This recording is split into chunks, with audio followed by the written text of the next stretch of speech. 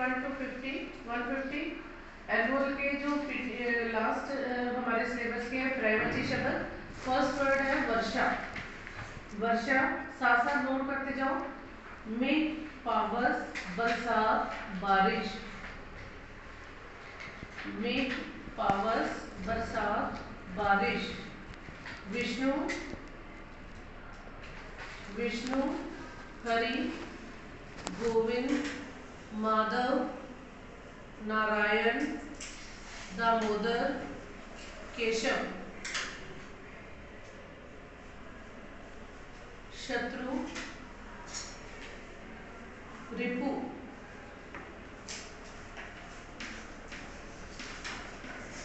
हरि विपक्षी जो हमारे पक्ष में ना हो। आप दुश्मन भी लिख सकते हो, दुश्मन या बैरी ब। रिपु हरि बैरी विपक्षी और दुश्मन। शोभा आभा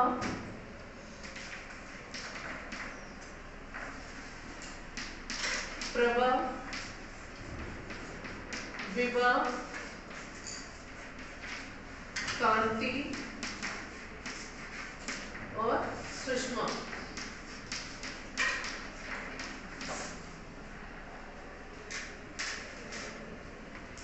शोभा किसी के नाम को बढ़ाना, किसी के नाम को और ऊंचा उठाना। नेक्स्ट शरीर। इनमें से कई वर्ड आप 8th में करके आए हो। हाँ जी, शरीर के प्रैवची शब्द वंश बोलो। देह तन काया कलेवर बदन। देह तन काया क्लेवर और बदन। शिखा शिखा चोटी वेनी और चुटिया।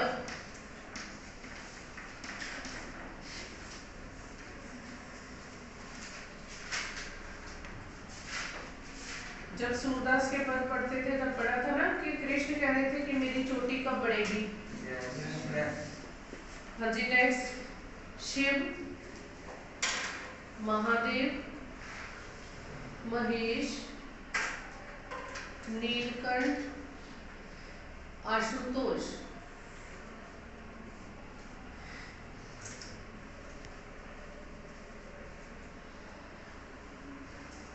आशुतोष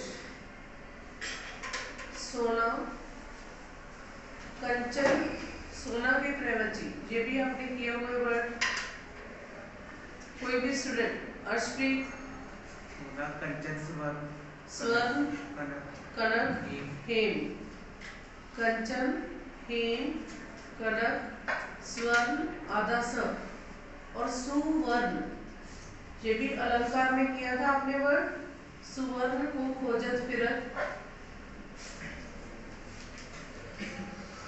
साधु संत सन्यासी। सन्यासी में अनुस्वार की बिंदी भी और आधा न भी। सन्यासी मुनि वैरागी जो सब कुछ त्याग देता है। वैरागी विलोम किया था अनुराग और वैराग। समुद्र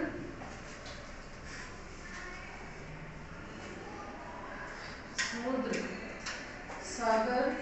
हाँ जी, एनिमल कोई भी स्टूडेंट सागर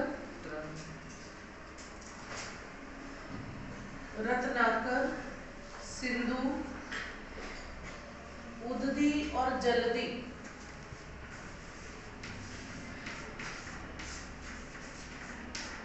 आपने ये वर्ड रहीम के दोहे याद है सबको? पढ़ा था। उददी बढ़ाई कौन है जगत प्यासो जाए। आगे जादव तो समुद्र के प्रैवची शब्द उददी।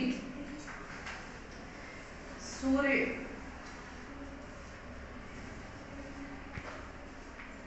सूर्य, आदित्य, रवि। हाँ जी, इसके प्रवचन तो आते होंगे। दिनकर और प्रभाकर, भास्कर, आदित्य, रवि, भास्कर, दिनकर, सुरेश, दिनेश या भानु। आप इनमें से कोई भी लिख सकते हो। संसार, जगत। संसार के प्रवचन अभी ग्रामर एक्टिविटी में किए थे हमने। जगत, विश्व और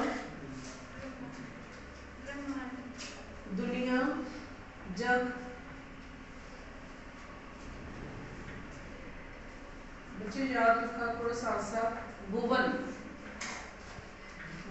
जगत, ये भी इसके प्रवचन में है। संसार, जगत, दुनिया, भुवन, विश्व। नेक्स्ट, सर्प। समीर लिख नहीं रहे। सर्प, सरोवर, तालाब। वो तो जलाशय, सरोवर, तालाब, तड़ाव। ये तो सांप और नाग। सांप, नाग, अहि, भुजंग,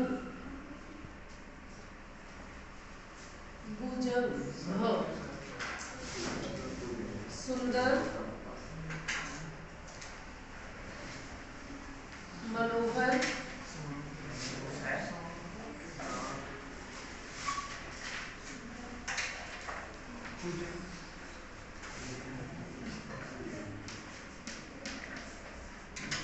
भुजंग,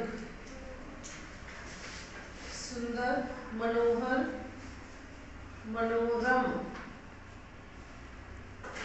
रमणीय, रमणीय और रम्य, म आदा, रम्य। समूह,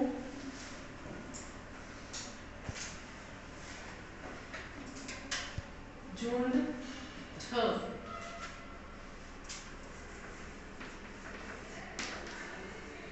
दल, समुदाय और टोली। खुशबू रचने हाथ में पढ़ा था हमने।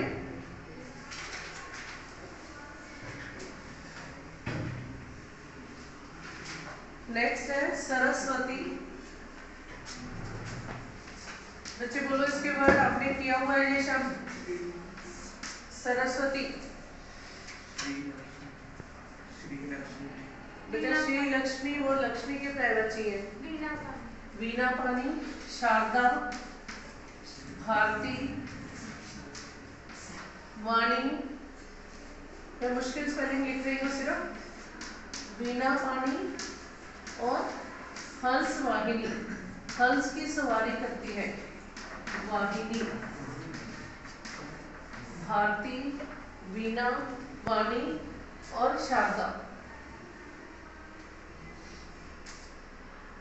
सेवक, सेवक के प्रवचन दास, नौकर, चाकर। गिल्लू चैप्टर में आपने कौन सा वर्ड पढ़ा था? परिचारिका। तो वो सेविका, यहाँ पर आप लिख सकते हो परिचारक। परिचारक, र को छोटी की मात्रा। चाकर, दास, सेवक, सेवादार, नौकर या परिचारक। Next word Hanuman. हनुमान,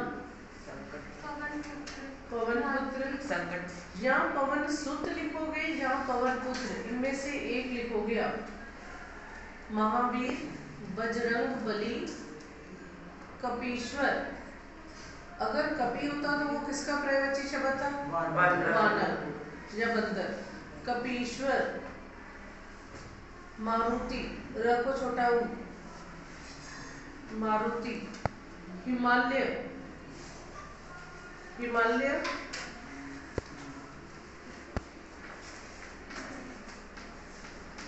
हिमालय का बोलो कोई एक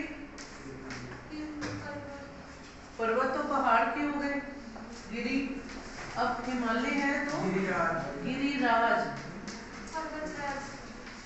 अब गिरी प्लस ईश संधि आपने की हुई है, क्या होगा? गिरीश। र को कौन सी मात्रा? बड़ी। हिमाद्री और हिमाचल। बोलने में आप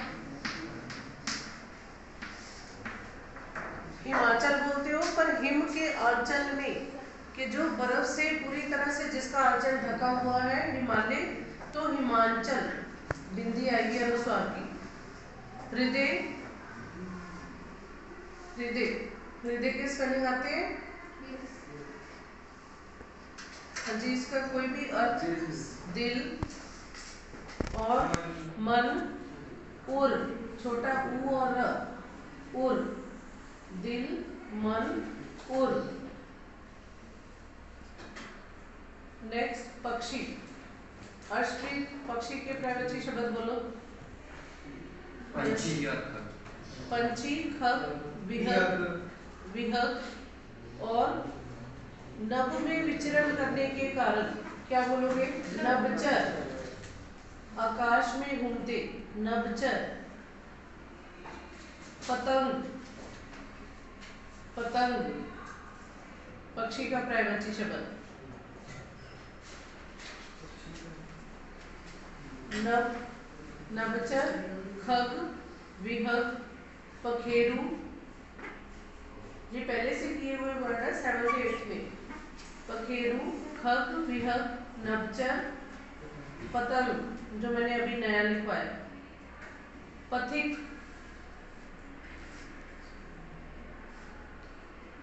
जो रास्ते पर जाता है, क्या कहते हैं उसको? यात्री। और मुसाफिर,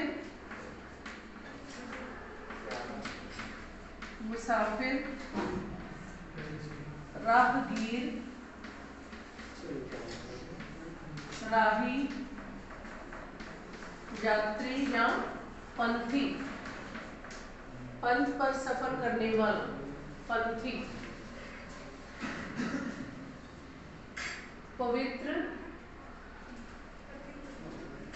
जी एनीवन, कोई भी स्टूडेंट? पवित्र, पावन, शुद्ध, पावन, निर्मल, शुचि। श को छोटा ऊ, च को छोटी ई, शुचि। नेक्स्ट मूर्ख, मंदबुद्धि,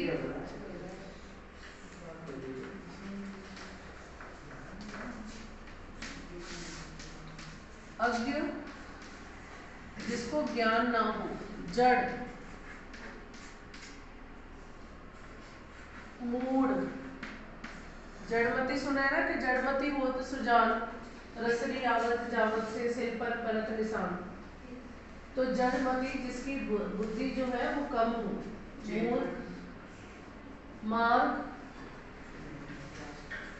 मार्ग। नेक्स्ट वर्ड सभी क्या होगा? अभी हमने किया है रास्ता, पथ, राह।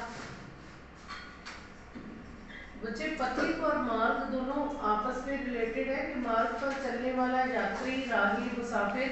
तो मार्ग में रास्ता, राह, पथ और मग, म और ग, मग। नाद शब्द रहीम के दोहे में आपको करवाया था, कोई भी स्टूडेंट? नाद रीज तन देत मृग,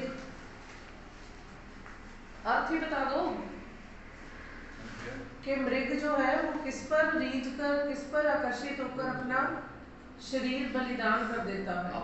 आवाज। तो नाद आवाज, स्वर, ध्वनि, शोर। जो साथ साथ पढ़ते हो उसको भूला ना करो, कम से कम ध्यान में रखा करो, उन्हीं में से वर्ड होते हैं। नाद, स्वर, आवाज, ध्वनि, शोर। यमुना, यमुना। 8th में आपने यमराज और यमुना दोनों शब्द पढ़े थे। तो यमुना सूर्य के दोनों पुत्र और पुत्री, तब क्या करवाए थे दोनों के वर्ड? हाँ, वो सूर्य पुत्र और ये सूर्य पुत्री। तो क्या लिखेंगे? रवि सुता। रवि सुता। अगर यमराज होता तो रवि सुत। अब यम की बहन है तो यम भगिनी। भगिनी। हिमालय से निकलने के कारण हिम नंदिनी। काल को समाप्त कर देने वाली कालिंदी। रवि सुता, हिम नंदिनी, यम भगिनी। भगिनी का अर्थ है बहन। नेक्स्ट रत्न। रत्न, नग, ज्वाहर, ज्वाहर, माणिक्य और मणि। मणि, मरकत भी लिख सकते हो, मरकत। बेटा ये भी 8th में किए हुए वर्ड। घी, हाँ जी, घृत और कोई स्टूडेंट? हवन की अग्नि में प्रयोग होने के कारण हव्या, आधा व, और सर्पी।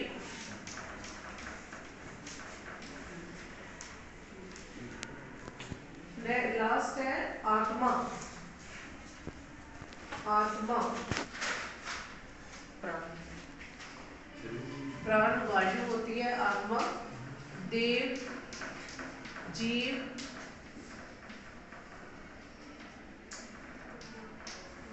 देव, जीव, जीवात्मा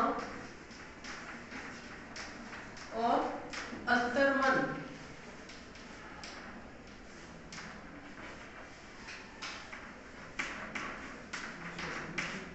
अंतर्मन, चैतन्य। चैतन्य। हाँ जी बेटा, अब नेक्स्ट आपका टेस्ट है धर्म की आर्ट और नए इलाके में। नए इलाके में पोएम जो है एनुअल की, वो मैं रिवाइज कर देती हूँ। एक बार उसको सुन लो, इसके बाद आपसे क्वेश्चन आंसर सुनूंगी इसी पोएम में से। नए इलाके में सिंपल अर्थ में कवि क्या कहता है कि अरुण कमल, आधुनिक कवि अरुण कमल, उनके द्वारा लिखी इस पोएम में, इस कविता में कवि आधुनिक प्रतीकों से, आधुनिक उदाहरणों से हमें अपने लक्ष्य से न भटकने के लिए और सफलता की तरफ प्रेरित होकर आगे बढ़ने का संकेत करता है। उसने सिंपल में कविता में क्या कहा है कि नए इलाके में कई ऐसे निशान हैं जिनसे वो अपने घर का रास्ता भूल जाता है। वो अपने घर तक पहुंचने के लिए निशान लगाता है कि पीपल का पेड़, या ढहा हुआ टूटा हुआ मकान, या एक लोहे के फाटक के बारे में, या एक बिना रंग वाला मकान जो एक मंजिला है। अब क्या ये संभव है कि अगर हम कविता पढ़ते हैं कि हमें अपने घर का पता ढूंढना है और चाहे वो इलाका नया है तो हम अपने घर का पता भूल सकते हैं?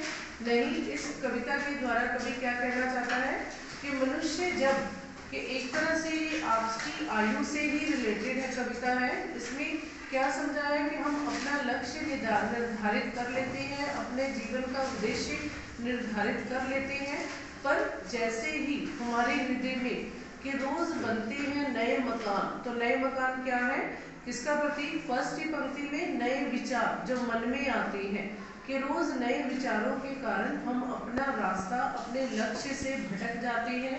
जिस लक्ष्य को पाने के लिए हम आगे बढ़ रहे हैं, हमने उसके लिए कुछ निशान लगाए थे। पीपल का पेड़ जो हमारी परंपराओं से जुड़ा हुआ, जो हमें इस बात के लिए आगे बढ़ाता है कि संकेत करता है कि हमने अपने जीवन में जिस उद्देश्य को पाना है उसे पाने के लिए हमें मेहनत करनी है, पर उससे भटकने के बाद डहा हुआ घर, टूटा हुआ मकान, जब कभी हम असफल हो जाते हैं, जब कभी हम अपने लक्ष्य से भटक जाते हैं, तो क्या लगता है कि लोहे के फाटक जो बिना रंग वाला है, लोहे का फाटक स्थायित्व लिया हुआ पर एक खाली जमीन का टुकड़ा, कि अभी भी हम उसमें निर्माण कर सकते हैं। हमें अगर टूटा हुआ घर मिलता है, हमें जीवन में कहीं निराशा मिलती है, तो उसकी तरफ अपने आप को प्रेरित करके उस निराशा की तरफ अपने आप को धकेलते हुए हमें अपने घर के रास्ते से भटकना नहीं है, हमें और आगे बढ़ना है।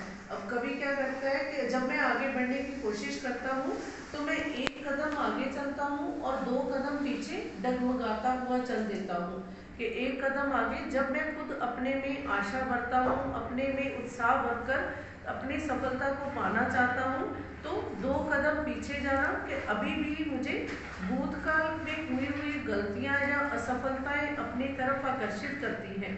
कि मनुष्य की आदत उसमें कवि ने बताई है कि हम क्या करते हैं कि जब अपने वर्तमान को खराब कर देते हैं, किसमें, या तो भूतकाल में की हुई गलतियों को याद करते हुए, भूतकाल में की हुई कि 2 कदम पीछे चलना, कि हम अपने वर्तमान के कारण जब वर्तमान को खराब करने के साथ साथ भविष्य भी खराब कर देते हैं, कि सिर्फ किसके बारे में सोचकर, भूतकाल के बारे में सोचकर, कि पुराने में समय में जो बीत गया है उसमें हम कहाँ गलती कर चुके हैं। कि कवि हमें क्या संदेश देना चाहता है कि अपने वर्तमान और अपने भविष्य को बचाने के लिए आपको भूतकाल के बारे में नहीं सोचना है, आपको जीवन में खुद आशावान होकर आगे बढ़ना है। जिसके लिए उसने 2 उदाहरण दिए हैं कि वसंत का गया, पतझड़ को लौटना, और सावन का और भादों को वापस आना। कि जैसे मौसम परिवर्तित होते हैं तो मौसम हमें क्या संकेत देते हैं कि वसंत और पतझड़, कि पतझड़ जाने के बाद वसंत आती है, ऐसे ही निराशा को आशा में बदलना है। प्रकृति भी मानव को संदेश देती है कि क्या, अब पूछता है कि क्या ये उपाय सही है, कि क्या ये तरीका उचित है कि मैं हर दरवाजा खटखटाऊं और उनसे पूछूं कि क्या यही है मेरा घर। क्या आप ऐसा संभव कर सकते हो कि अपने जीवन का उद्देश्य, जीवन का लक्ष्य जो आपको अपनी मेहनत से प्राप्त होना है, आप प्रत्येक दूसरे व्यक्ति के पास जाओ और उससे पूछो, तब आपको क्या अपना घर, अपनी मंजिल मिल सकती है? नहीं। उसने पीछे प्रश्नवाचक चिन्ह डाला है कि इसका अभिप्राय कि क्या ये उचित है? नहीं। किस लिए? क्योंकि हमें अपने लक्ष्य तक पहुंचने के लिए स्वयं मेहनत करनी है, अपने मन में उत्साह भरकर आगे बढ़ना है, निराशा को पीछे धकेल देना है, भूतकाल में की हुई गलतियों को याद करके दोहराना नहीं और उनसे बचकर आगे की तरफ कदम बढ़ाने हैं, चाहे वो डगमगाते हुए धीरे धीरे चलते हुए बढ़ाए, पर आगे की ओर बढ़ना है।